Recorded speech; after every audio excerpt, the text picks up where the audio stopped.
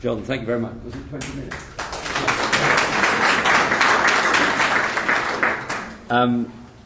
I've just come from Oslo, and I just got here by the skin of my teeth, sweating in the tube.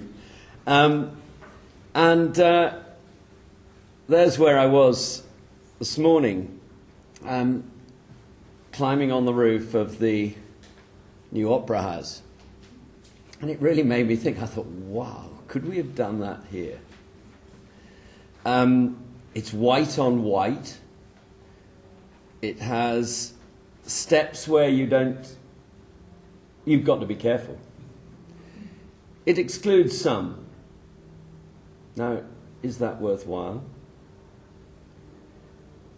But it is absolutely staggering experience. I was the only person on it. I mean, during the day and at the weekends, it's covered in people, and it's become Oslo's great meeting place. And I've written something for this, John, because John asked me to write something, but it's embedded in my laptop, so I'm not going to read it, which your great relief. But what I wanted to do is have some reflections about what are the challenges and the opportunities that we have today in urban design. I mean, I think the greatest challenge and opportunity is the obvious one of climate change. I think that gives us fantastic opportunities to do things that are very special and that do make a splash. Now, that was just me being silly with words, because we're lucky enough to be working with Urban Splash on a very different sort of waterfront project, and that is existing buildings. And I think in this country an awful lot of what we do in urban design is linked to historic or existing buildings. And this, in a way, we started with the whole idea of how do you make this 1830s victualling yard for the Royal Navy into a new, buzzing, sustainable place. And I won't go through all the answers about that. But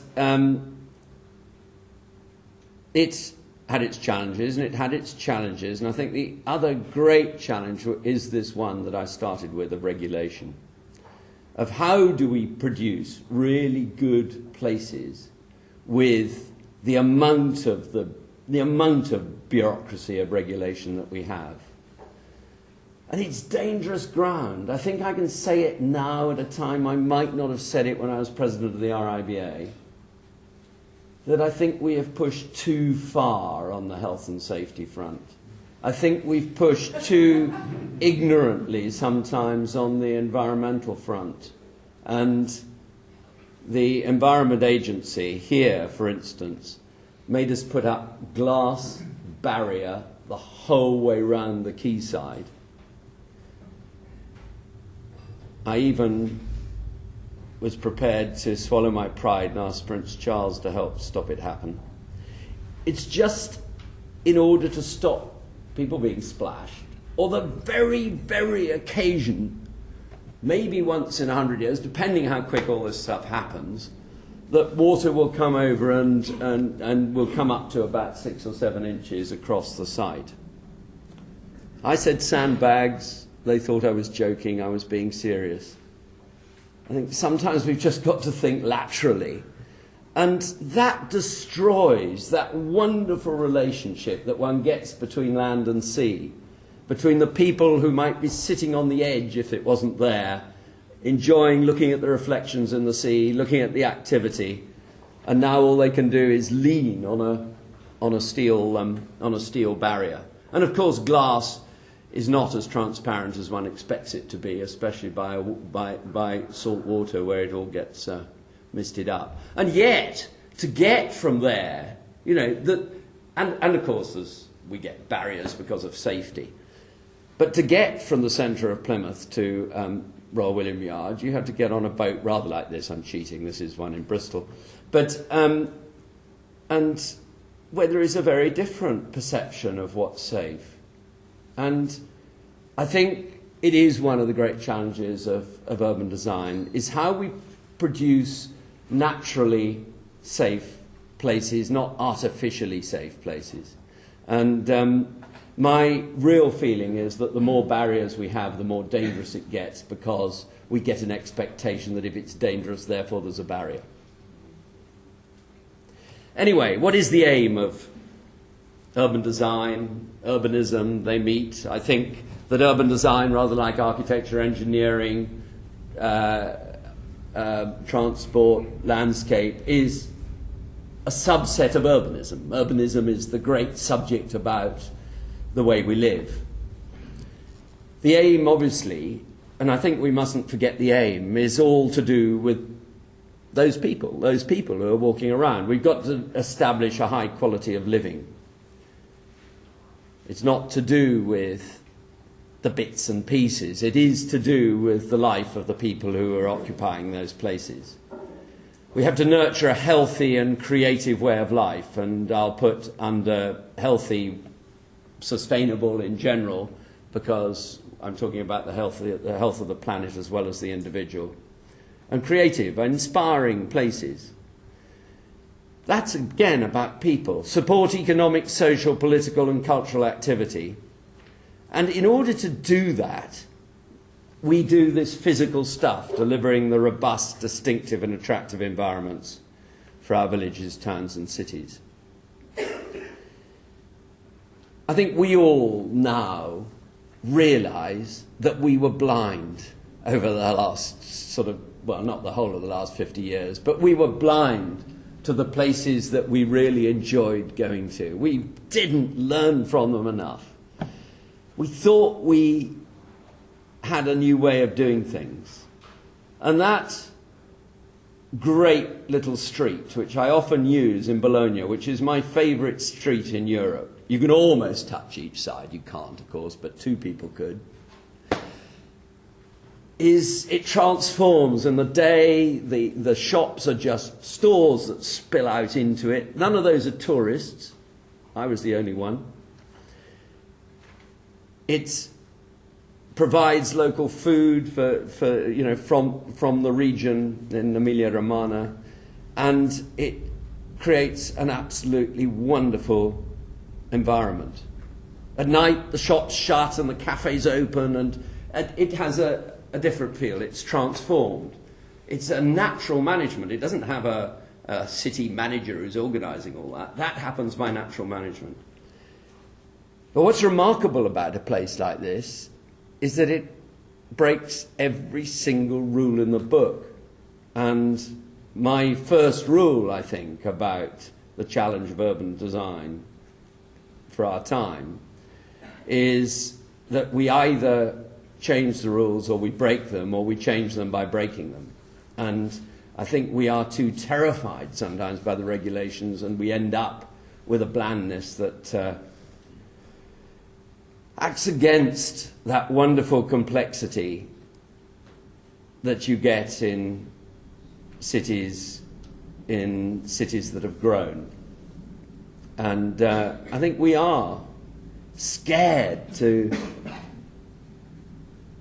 make something as complex as something that has grown organically. And maybe it's a difficult thing. There's my city of Bristol. I mean, that is not just... Actually, there's no work of architecture in that view. There's a tower up at the top that's the Cabot Tower, built to celebrate the sailing of John Cabot 500 years ago to discover North America. That's what we say in Bristol.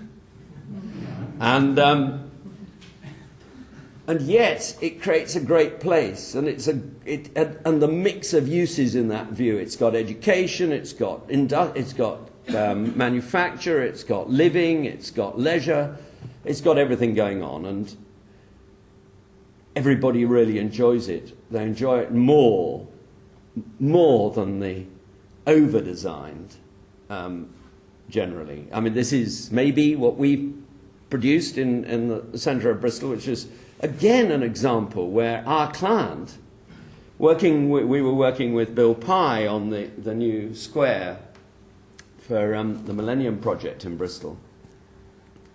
which the Civic Trust were kind enough to give us their Urban Design Award for. But what they didn't know is that our proud client had actually put up signs saying no play. You know, that this was meant to be a banned place because there was too much risk. It's now, and I said to Bill when he designed this thing, we did it very much together. It was a wonderful example of artists and architects and design team working together to produce a place rather than a bit of art in a place. And it has now become, I said to Bill, actually, well done, you produced the best water playground. And he looked a bit insulted because this was his great work of art. But actually, that is what it's become. And it's a really popular Lido right in the centre of Bristol. Anyway, I would always go on about context and history. I'm not going to bat on about this particular bridge, but I do think that it's that one should always look for those opportunities that completely change the perception of the experience of a place. And I do think the Millennium Bridge has totally changed the way we walk around London, and certainly the way we perceive our history. And so those simple moves, I think looking for those simple moves, maybe that was an expensive one, but there are little ones that do exactly the same, and it might be with a wooden bridge over a much smaller barrier of some sort. The French, I think, one of my best examples of working in a contemporary but gentle way with history is this square in Angers, where just it's been done with such sensitivity. It's no big ideas, it's just beautifully sensitive. Maybe it's the other end of the scale to the Oslo Opera House. But building on tradition, which I really do believe in, doesn't mean it has to be Poundbury. And I think Klaus Tam was the architect here. He was certainly the master planner for Malmo. I think has produced so far the best bit of total urban design of a new place that is very, very sensitive to the whole issue of climate change and is as close to carbon zero, and with majority of the trips being done by bike or walking. And it's a really people-friendly place.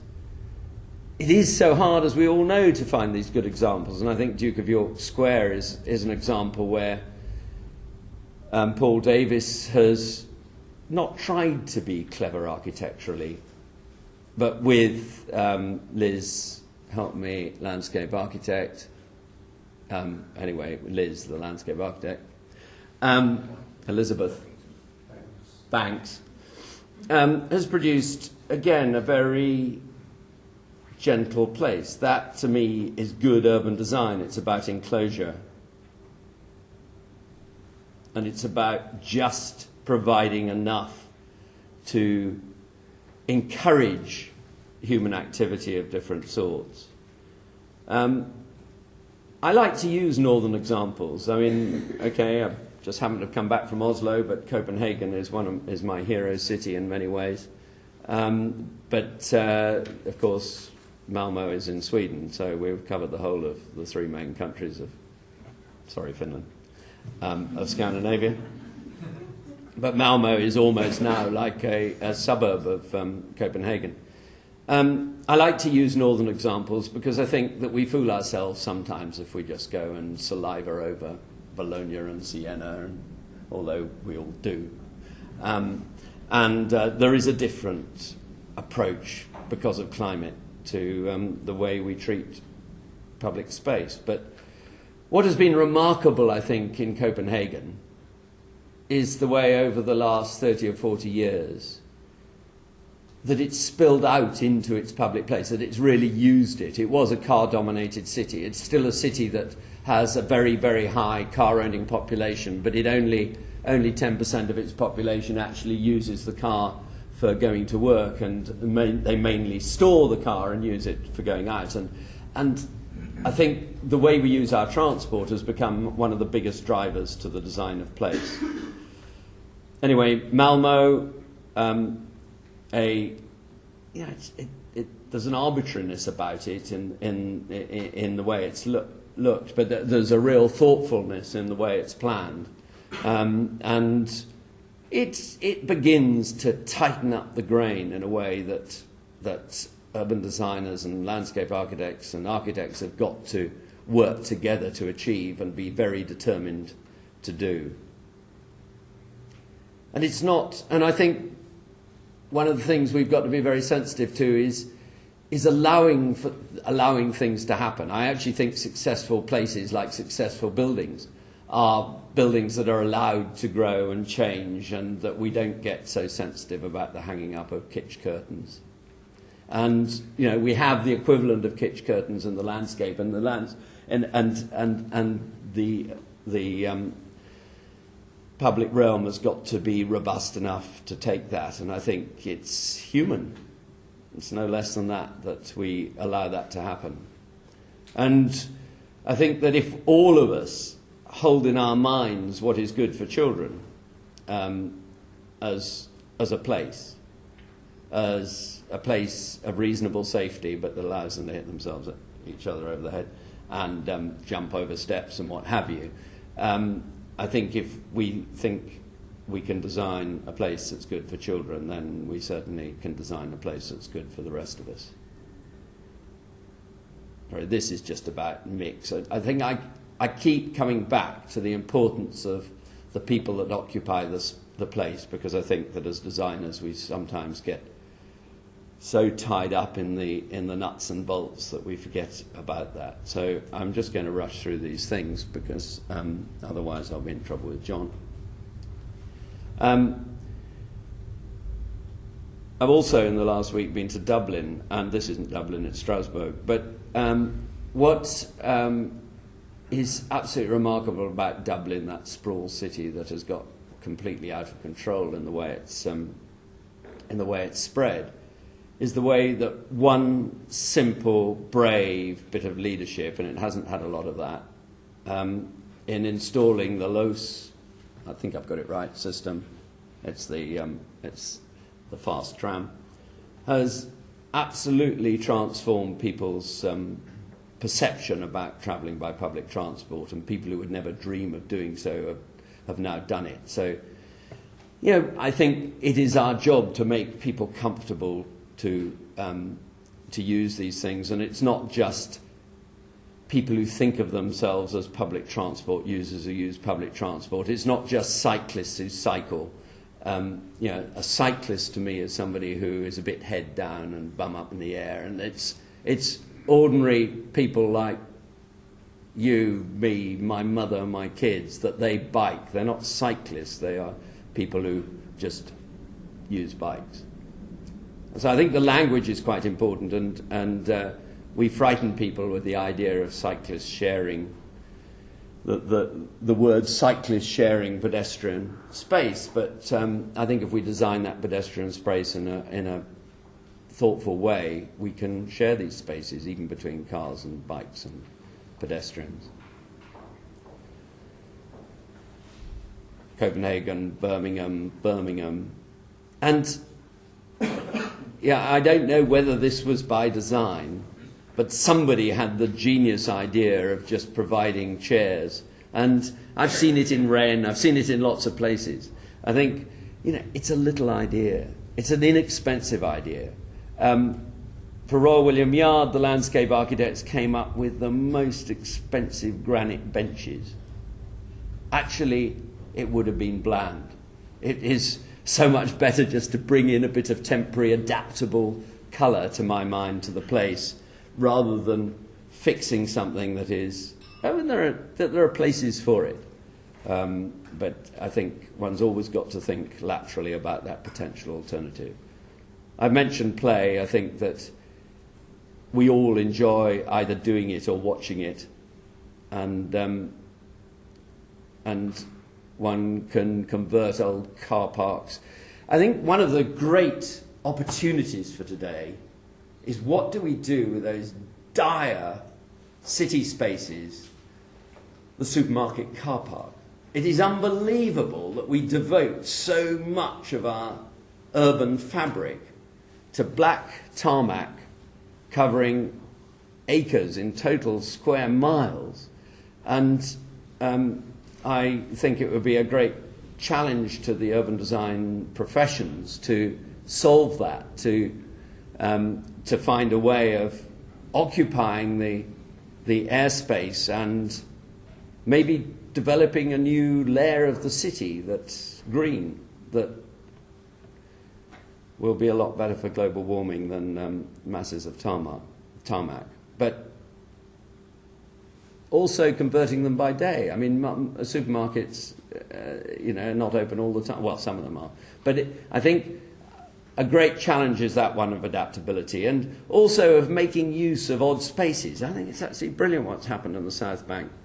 That's under the Festival Hall Terrace, and or under Queen Elizabeth Hall probably.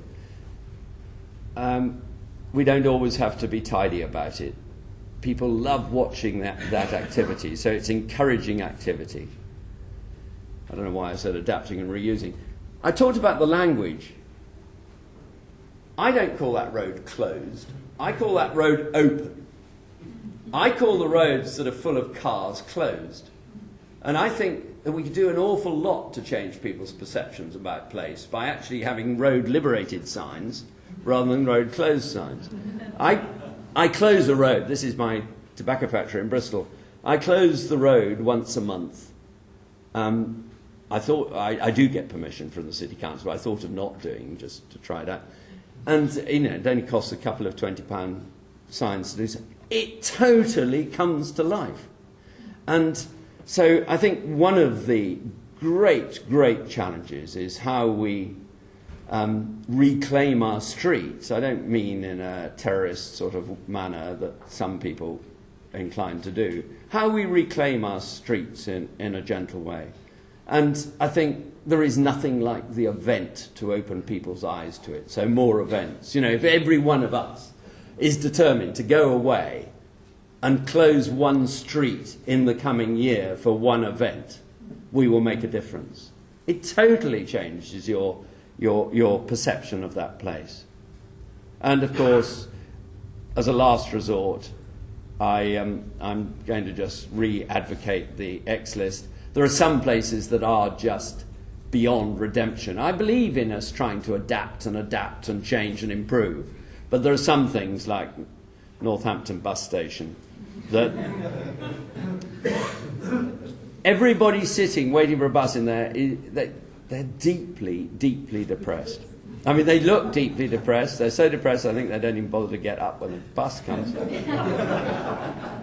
So I will defend against some of my architect brethren the right to nominate buildings for X listing. And I tell you what's so good about it, because I think our challenge is to get everybody interested in what we do. I think if we, as urban design professions, can excite the general population about what we do, we can interest them in what's good and what's bad, then we win. Then we get support for doing things really well, because I do believe that the public realm, which belongs to us all, deserves to have the highest standards. Whether it doesn't mean it all has to be posh, but it all has to have the highest standards. And there is nothing like a bit of demolition to get people interested in architecture and interested in place. But I think if one can use that to twist it, to get them also to think and support what's good, that would help. That fantastic improvement in Birmingham, that incredible improvement from New Street right through to Brindley Place, a really pleasurable walk, to my mind, is spoilt by this thing in the middle, but that may be just a matter of taste. And I talked about events. I think a little bit of lunacy really helps the public realm, and this is a site in the muddy docks of Bristol where we just dumped an awful lot of sand for last summer. And this is what happened to it. It was a matter of dumping a load of sand, putting a load of chairs in, putting a little bar on the edge, and there you are. It doesn't take a lot to bring a place to life. But actually, that was the only sign on the roof at Oslo. The roof has many steps and may be slippery. But there wasn't one barrier, and maybe the best thing we could do is just take down all the barriers. Thank you.